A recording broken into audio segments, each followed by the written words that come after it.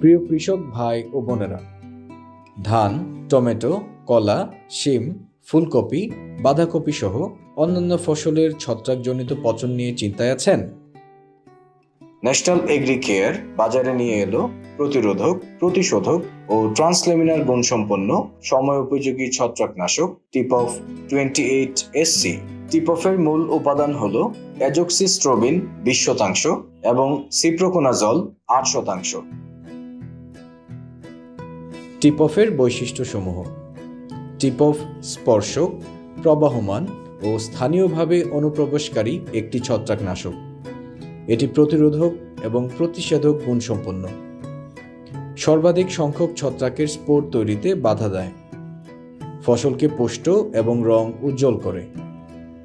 টিপফের প্রয়োগ মাত্রা: প্রতি 33 শতক জমির জন্য 50 মিলি টিপফই যথেষ্ট।